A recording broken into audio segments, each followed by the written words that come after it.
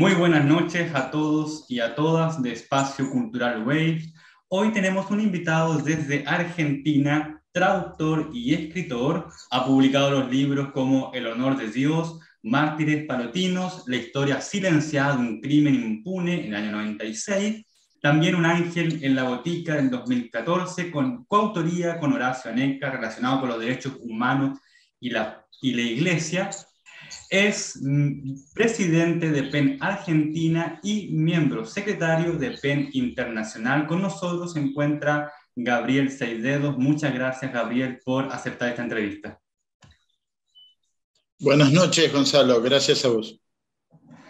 Gabriel, un inmenso currículum, ¿cierto? Que hemos leído ahora, varios libros, presidente de PEN Argentina, también miembro de PEN Internacional.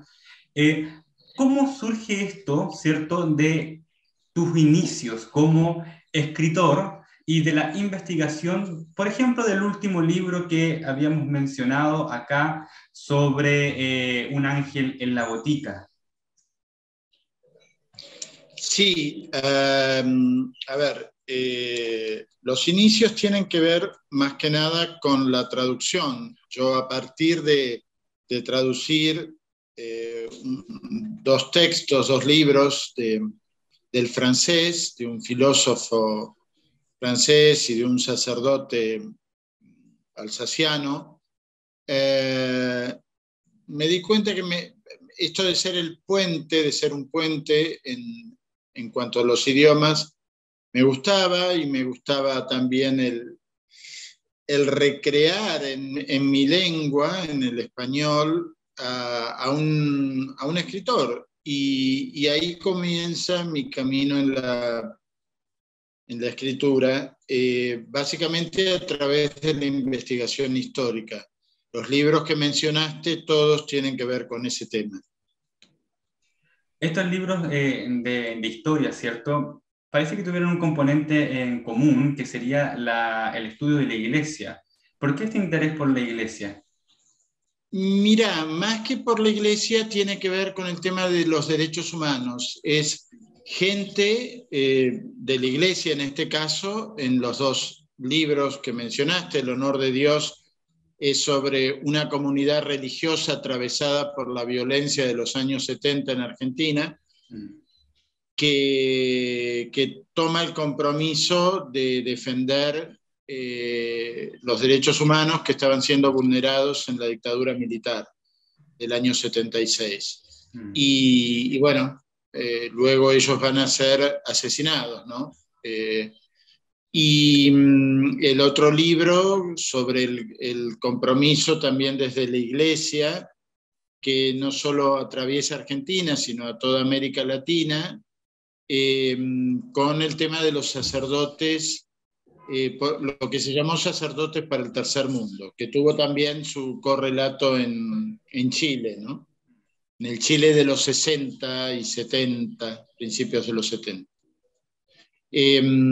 Ahora después, por ejemplo, el otro libro que mencionaste, Un ángel en la botica, tiene que ver con una figura del mundo del espectáculo que se llamó Eduardo Vergara Leumann, que crea una especie de centro cultural, si querés algo más frívolo, pero donde se cantaban tangos, había poesía, canción de protesta. Eso fue en los años 60 y principios de los 70, y me interesó mucho esa época que no viví, o sea, yo nací en los años 60, pero digamos, esto quizás ahora que lo pienso tiene que ver con las circunstancias de mi nacimiento, en esas épocas en que estaba el mundo tan atravesado por las luchas sociales, ¿no es cierto? Gabriel, ¿cuál ha sido el rol de la Iglesia en la Argentina de la dictadura y postdictadura? Con referente a los derechos humanos. Así, hay dos iglesias. Estoy recordando que un obispo argentino siempre dijo, no, nunca podremos decir que tuvimos el rol de la Iglesia chilena, ¿no? Con el cardenal Silva Enríquez a la cabeza y la Vicaría de la Solidaridad. Acá estaban muy divididos y estoy hablando de la jerarquía, pero bueno, hubo una iglesia no complaciente con el poder de turno, que no avalaba los crímenes y una iglesia víctima de esta propia dictadura militar. A posteriori, en democracia, siempre hubo remanentes de esta actitud conservadora. También se entiende, ¿no? Comienza el diálogo con el marxismo en los años 60, no estaban acostumbrados en la iglesia a dialogar. Ellos tenían el poder que tenían y acá, a medida que lo fueron perdiendo y se fueron sentando con otros actores de la sociedad, hubo un crecimiento, un acercamiento al resto de la sociedad no religioso, que fue muy interesante y muy enriquecedor. Pero bueno, cuando se hace este avance y esta represión de los sectores de derecha, hay una involución, yo al menos considero que una involución, y entonces con la democracia, hubo un ayornamiento en los años 80, cuando acá recuperamos la democracia, pero aún hoy, ¿no? La iglesia sigue teniendo posturas muy conservadoras. En esta esfera, ¿cierto?, de una iglesia conservadora, ¿cómo ha tomado o ha considerado la iglesia hablar sobre los derechos humanos hoy en la actualidad? ¿Se habla de derechos humanos de parte de la iglesia haciendo un mea culpa de algunas situaciones, tanto a nivel mundial como de lo que podría haber hecho en dictadura? Mira, en cuanto a lo local, en cuanto a la responsabilidad en Argentina, han hecho una tibia, para mi gusto, una tibia disculpa, porque bueno, para producir estos documentos justamente tenía que haber un consenso y había gente dentro de la estructura de la iglesia que no sentía que tuviera que pedir disculpas, ¿no? Pero estamos hablando de jefes de la iglesia local que bendijeron armas, que en cierta manera llamaron al golpe de Estado del año 76 y algunos, bueno, que directamente durante el gobierno militar fueron cómplices. Estoy pensando también en los capellanes militares que sabían por confesión lo que estaba pasando y más allá del secreto de confesión, no trataron de influir en actitudes que revirtieran la actividad represora de quienes se confesaban con ellos. Gabriel, en este ámbito, ¿cierto?, de la investigación histórica, es un ámbito cultural. En este ámbito cultural me imagino que lograste contacto con escritores, intelectuales. ¿En qué momento ocurrió este enlace que finalmente llegas a PEN como PEN Argentina como miembro y hoy eres el presidente de PEN Argentina? Sí, en el año, bueno, justamente a raíz del libro del Ángel en la Botica, yo me contacto con escritores y artistas, intelectuales, que en los años 60 tuvieron algún tipo de actividad dentro de lo que fue. A ver, se podría pensar que la Botica del Ángel fue una especie de esta carpa que tenían los Parra en Santiago, pero digamos con una visión más comercial, si querés. la botica fue una boîte, se usaba esa palabra en aquella época, que antiguamente había sido una iglesia, así que sí, terminé de nuevo en una iglesia trabajando allí, una antigua iglesia, y esto hizo rastrear a los personajes de los años 60 y 70, que conociera a Luisa Valenzuela. Luisa Valenzuela fue PEN Argentina fue fundado en 1930 por los escritores más fascistas que se podían conseguir en Argentina en ese momento. Peor no se conseguía. Y bueno, entonces digamos, tuvieron una etapa de mucho crecimiento, lo que era el PEN Club de Argentina, entre el año 30 entre los 30 y los 40, lo que se llama aquí la década infame, ¿no? De mucha corrupción también, y mucha represión. Pasamos de la primera dictadura, o sea, el PEN argentino se crea el mismo año que tenemos el primer golpe de Estado en Argentina. Y muchos de los directivos del PEN Club estaban relacionados con estos militares represores. Bueno, en el año 2014 conozco en realidad en el 2013, pero en el 2014 Luisa Valenzuela, que es una escritora argentina con mucho reconocimiento en el exterior, me llama un día y me dice, Gabriel, ¿vos cuántos libros tenés? Y me pareció rara la pregunta y le digo, 3 escritos por mí y traducción también.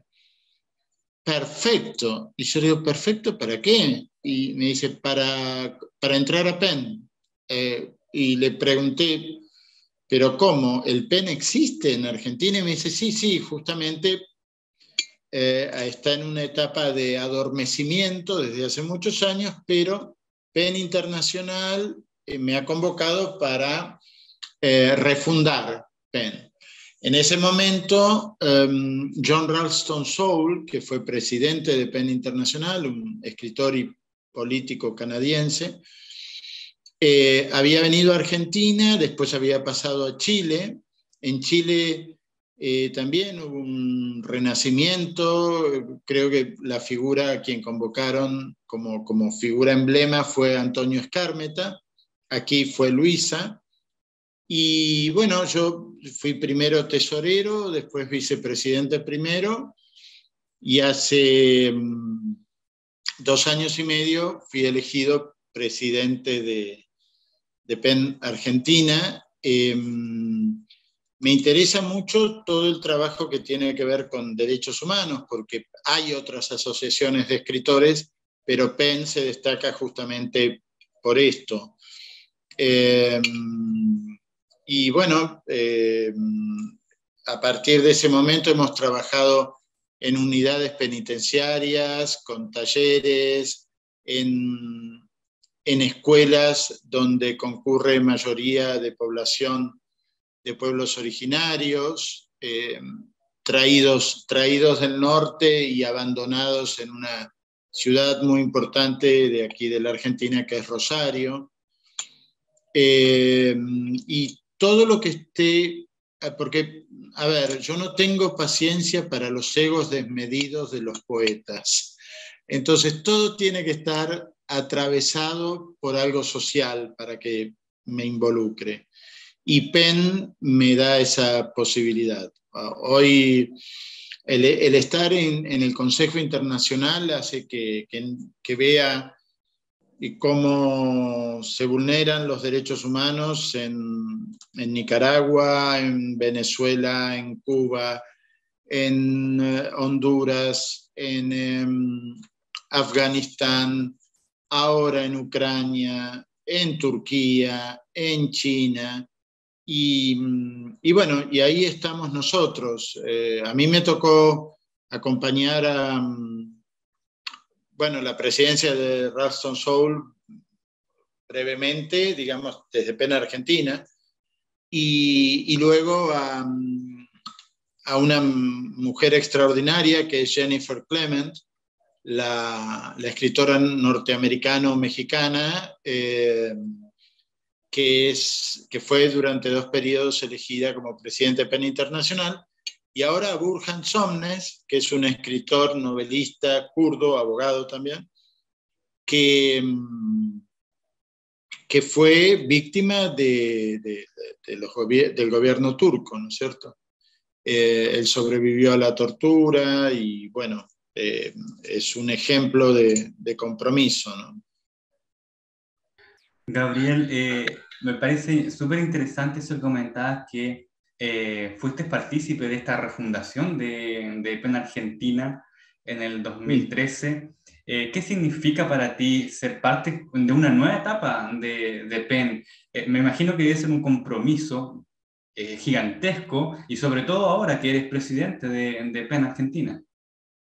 Sí, es un compromiso gigantesco porque empezamos a veces reuniones, como te comentaba, a las 7 de la mañana, porque tenemos esa diferencia horaria con Europa y entonces las reuniones del board son en unos horarios complicados para nosotros, pero la verdad que bueno, uno está donde quiere estar y se hace duro porque sigo siendo presidente de un centro. La mayoría de los miembros del board, del Consejo Mundial, no dirigen un centro. Entonces yo me ocupo en Argentina, somos considerados en América Latina el centro más laborioso, esto dicho por PEN Internacional. Pero bueno, entre las buenas cosas que ocurren, es que desde el año pasado venimos trabajando muy bien con un presidente de un centro, que es Germán Rojas, el presidente de Chile, que creo que tiene mucho futuro también en PEN a nivel internacional, porque bueno, primero por su trayectoria en el campo de derechos humanos, digamos que siento que pertenezco a una gran fraternidad y está muy bien cuando te encontrás con compañeros que tienen un trabajo más o menos en la misma dirección, ¿cierto? O sea, como te digo, por ejemplo en Argentina tenemos 3 asociaciones de escritores, pero que trabajen el tema de derechos humanos, solo PEN. Por eso, cuando alguien quiere asociarse a PEN pensando, bueno, ¿y qué? La pregunta que digamos, el más desenfadado la verbaliza sobre, bueno, ¿y qué me da PEN? Y yo le digo, mirá, es como ser de la Cruz Roja y preguntar cuántas vendas me puedo llevar a mi casa por ser de la Cruz Roja. No es así. ¿Qué le das vos a PEN? Y una vez que se entiende esto, me he encontrado con compañeros acá en Argentina que tienen este mismo compromiso. No podríamos ser este centro. Pensá, digo, que cuando asumimos con Luisa, preguntamos cuántos miembros había. Y nos dijeron 8. Cuando llamamos a elecciones, resultó que de los 8, 4 habían muerto y desde hacía años.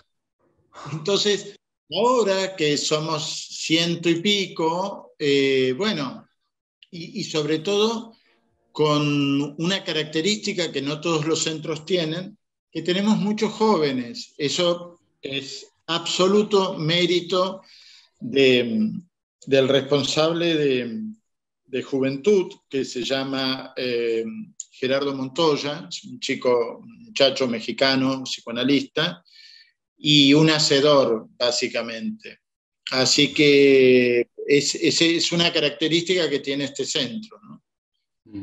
Gabriel, un dato importantísimo que no mencionamos y que es importante decirlo ahora, Tú perteneces ahora a PEN Internacional como parte de la directiva y fuiste el primero de América, si no me No, equivoco, en ser electo. Si nos puedes ahí... no, soy el primer argentino, Ah, ya. el último, porque hay días que no me aguantan por esta arrogancia nuestra, Ya, pero soy el primero, el primer latinoamericano en mucho tiempo, pero ya. ha habido sobre todo colombianos y mexicanos. Mm, Hay que pensar que, o sea, Penn tiene sus tiempos. Si bien Penn Internacional fue fundada por una mujer, una poeta inglesa, recién se tomaron 93 años para elegir a otra mujer. Y latinoamericanos en la presidencia de PEN Internacional, el primero fue Vargas Llosa, el ah, peruano, después Homero Arichis. Pero en general la pelota no pasaba de Europa, digamos. mm, Y sí, el primer congreso de PEN Internacional fuera de Europa se hizo en Buenos Aires en el año 36, que fue todo un acontecimiento porque vinieron los escritores más reconocidos en todo el mundo. Es muy interesante, hoy por hoy, salvo que seas una Isabel Allende o un Paul Auster, eh, digamos, la figura del escritor no es tan tenida en cuenta. En cambio, en ese momento, aquí vinieron el francés Gilles Romain, los alemanes Emil Ludwig, Stefan Zweig, sí, mm. de los más conocidos, bueno, Marinetti, el italiano. Eh, pero lo que pasaba es que había, y esto sorprendía a los europeos, imagínate un alemán que veía hordas de jóvenes, chicas y chicos, pidiéndole autógrafos. Esto es impensable que pase esto ahora, como no sea un youtuber famoso. Eh, pero Stefan Zweig en sus memorias dice, y lo dice en español, había cazadores de autógrafos.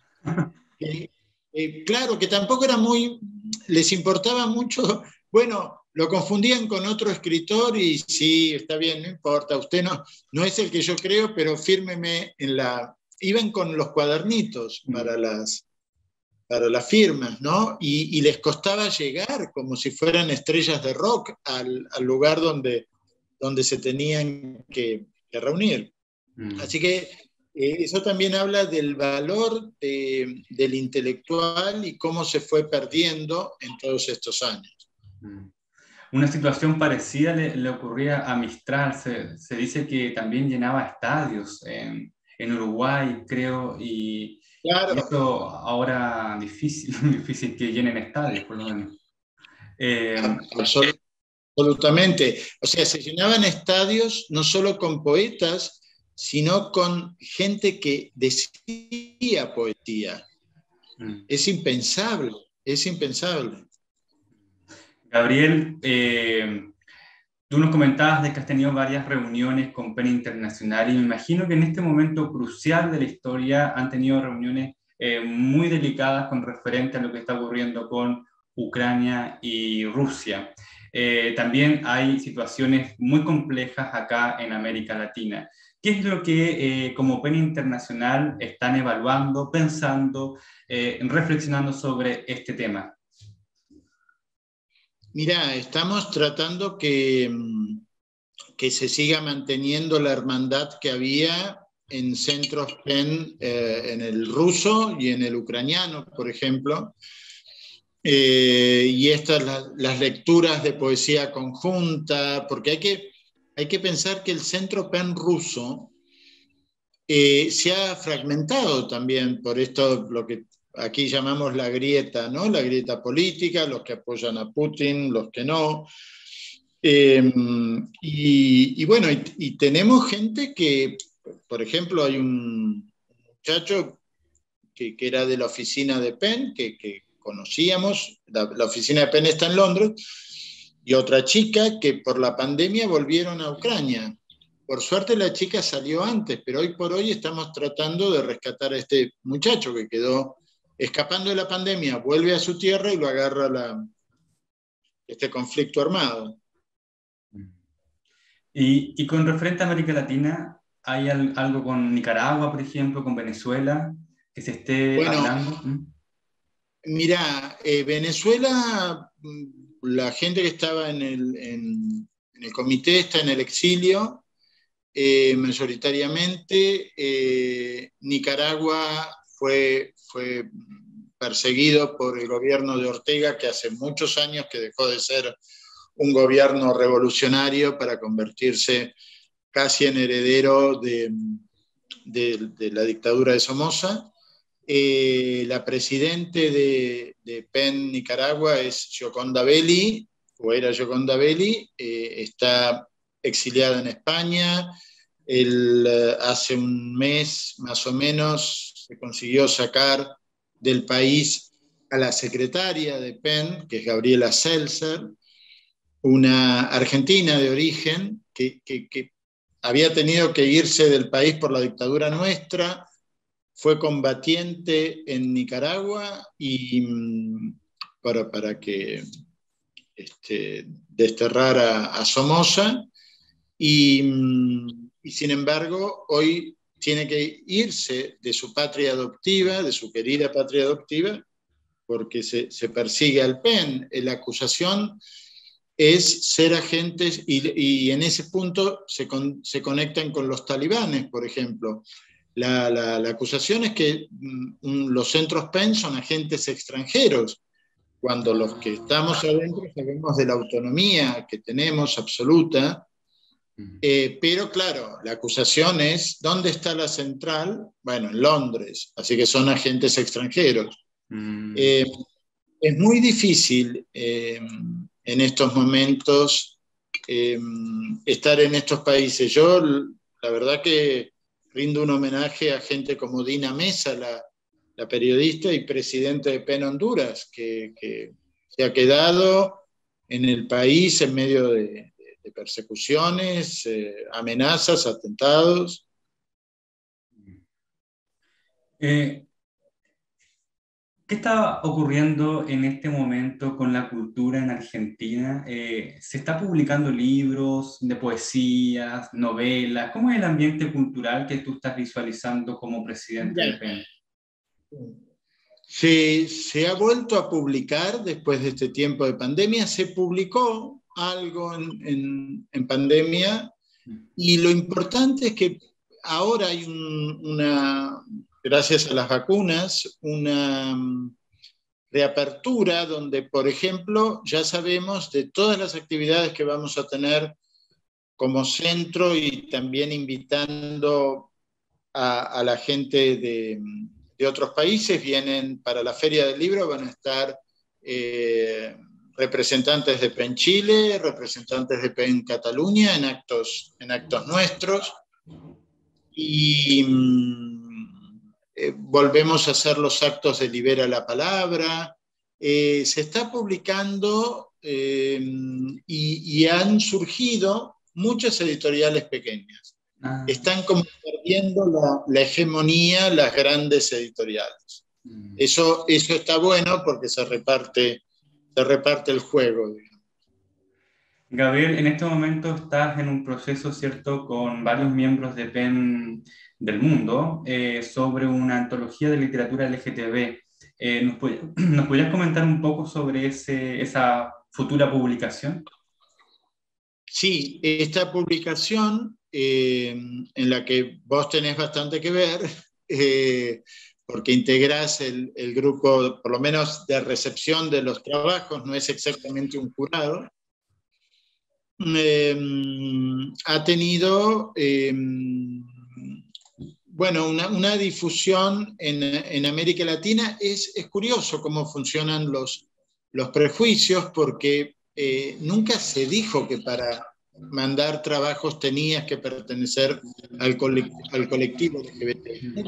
Y trataba de publicar una obra que tuviera que ver con la temática. Nosotros en Argentina tenemos un comité de escritores que pertenecen al colectivo y que son muy activos, y que cuando se fundó este comité, Jennifer Clement decía, es un ejemplo para el machismo latinoamericano. Y bueno, hemos hecho algunas actividades, empezó la pandemia y esto fue como esta idea de publicar este libro que va a ser digital. Convocó a escritores de toda Latinoamérica, pero los que han sido muy activos son los puertorriqueños. Acaba de dejar la presidencia Sandra Santana, que conoces muy bien, que yo no sé con qué los amenazaba, pero te digo, los socios han mandado muchísimo material. Chile, poco, pero bueno. Y después Argentina. Y la verdad que me decía Miguel Gavilán, que es quien coordina al grupo, que son muy buenos los trabajos. Bueno, este libro se va a presentar en la Feria del Libro. Viene un referente de la literatura LGBT, que es Sebastià Portel, que es un escritor catalán. Y bueno, la idea es que en la presentación hay un espacio que tiene que ver con las minorías en la feria, y allí se va a hacer un reportaje y se va a presentar este libro. Yo, perdón, lamento que no sea un Carmener, no es un Malbec, por lo menos, porque hubiera sido muy chauvinista, pero bueno, acompaño la celebración de este encuentro entre tus televidentes. Gracias, Gabriel, muchas gracias. Y como para ir ya culminando esta conversación, no sé si habrá la posibilidad de que tú nos puedas leer algún texto propio o de algún autor que tú hayas considerado bueno leer. Mira, te voy a leer un texto muy breve de un poeta irlandés. Yo, como presidente de PEN Argentina, debería leer algo de un escritor argentino, pero es un texto que tiene que ver mucho con el compromiso con PEN y con el compromiso que tienen los intelectuales. A mí me conmovió mucho la figura de Jules Romain, que era el presidente del PEN francés, que inclusive ya no lo era cuando los alemanes entran a París, y él, que se había tenido que esconder porque era un intelectual de izquierda, vuelve a París clandestinamente solo para destruir las fichas de los socios de PEN, porque allí figuraba sus direcciones, su religión, y bueno, tanto él como, estoy pensando en el presidente de PEN actual, o esas imágenes de la presidenta anterior, Jennifer Clement, con el director ejecutivo protestando en la plaza de Tiananmen, o protestando en Turquía por los escritores y periodistas detenidos bajo la nieve, o Elena Poniatowska escribiendo sobre la masacre de estudiantes en el 68 en México. Entonces, sobre ese compromiso, hay un próximo libro mío que va a salir el año que viene, que rescata un momento de la historia en Bélgica, momentos en que nace Julio Cortázar. Como seguramente sabés, Julio Cortázar nació en Bélgica. Y en el momento en que él nace, estaban entrando los alemanes en la Primera Guerra Mundial a Bruselas.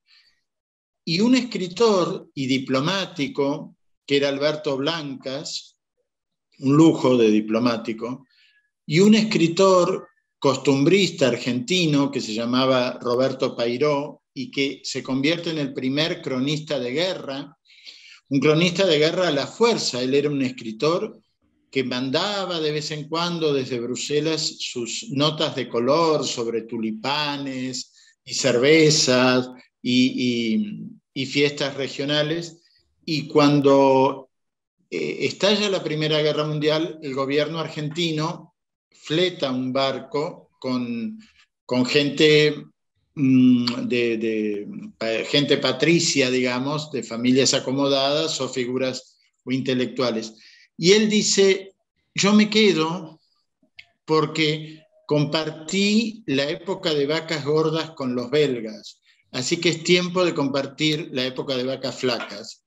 Y él es el periodista que mientras todos los diarios decían otra cosa, él iba contando que los nazis, los alemanes en la Primera Guerra Mundial habían masacrado poblaciones enteras, habían asesinado a 3 cónsules argentinos, cónsules honorarios, y para esto él caminaba hasta la frontera con Holanda, mandaba desde el puerto de Rotterdam, y hasta que finalmente es detenido por los informes que mandaba la embajada alemana en el país.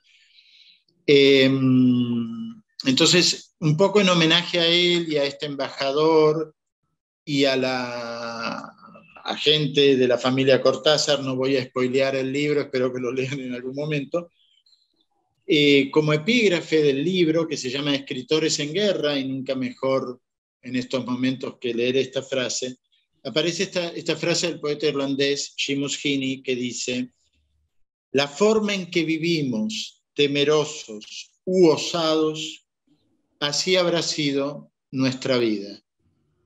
Y esto tiene mucho que ver con Penn y con la creación de Penn.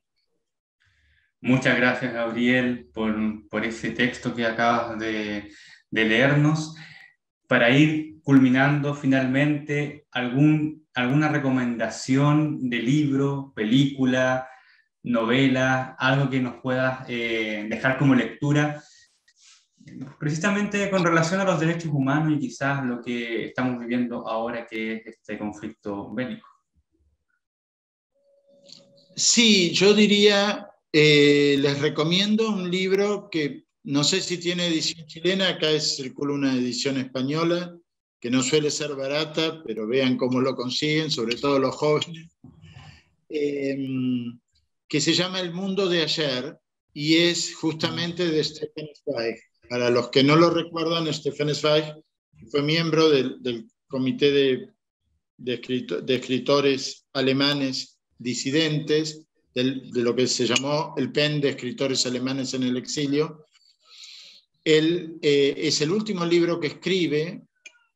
Poco después se suicida con su esposa en un pacto en Petrópolis, en Brasil. Se han cumplido 80 años la semana pasada de este hecho.